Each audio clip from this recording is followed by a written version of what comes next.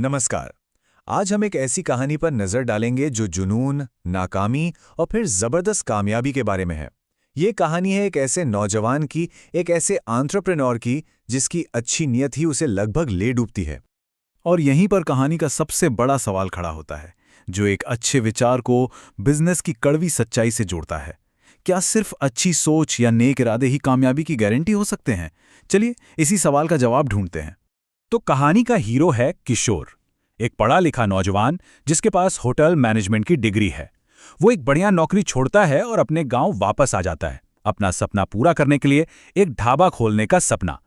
देखिए, कागज पर किशोर का प्लान एकदम सही लगता है, सेहत और साफ सफाई पर पूरा फोकस।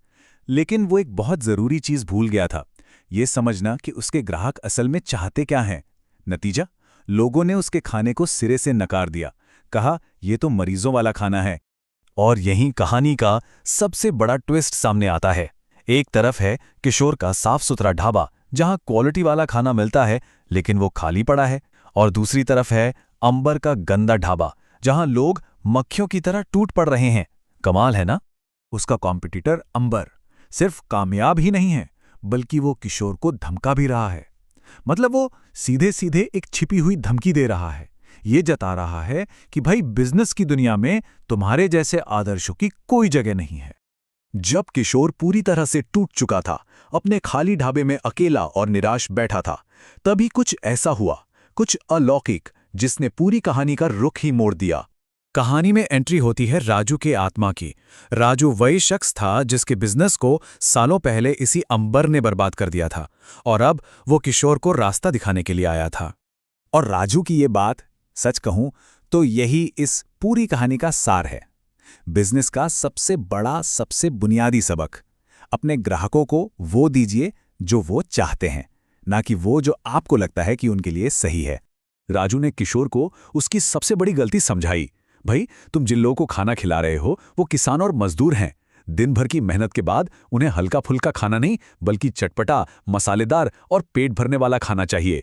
मतलब किशोर एक ऐसी प्रॉब्लम सॉल्व कर रहा था जो कि किसी की प्रॉब्लम थी ही नहीं। इस एक सलाह ने किशोर की आंखें खोल दी, और फिर उसने अपनी पूरी बिजनेस स्ट्रैटेजी को ही बदल कर रख दिया। तो ये सिर्फ मेन्यू बदलने की बात नहीं थी, ये एक सोची समझी स्ट्रैटेजी थी। ग्राहकों की डिमांड पूरी करो, लेकिन अपनी क्वालिटी से कोई समझौता मत करो, और एक ऐसी चीज बनाओ जिसका स्वाद लोगों की जुबान पर चढ़ जाए। और इसका असर फौरन और जबरदस्त हुआ। जो ग्राहक पहले खाने की बुराई करते थे, अब वो तारीफ करते नहीं थक रहे थे, और तो और अपने परिवार वालों को भी साथ लाने का वादा कर रहे थे। कामयाबी हमेशा लोगों का ध्यान खींचती है। जैसे जैसे किशोर का बिजनेस आसमान छूने लगा, उसके दुश्मन अंबर की आंखों में वो और ज्यादा चुभने लगा। इस कामयाबी को देखकर उसका कॉम्पिटिटर बौखला गया, और उसने एक आखिरी हताश करने वाली कोशिश की जो उसे एक बड़े टकराव की ओर ले गई।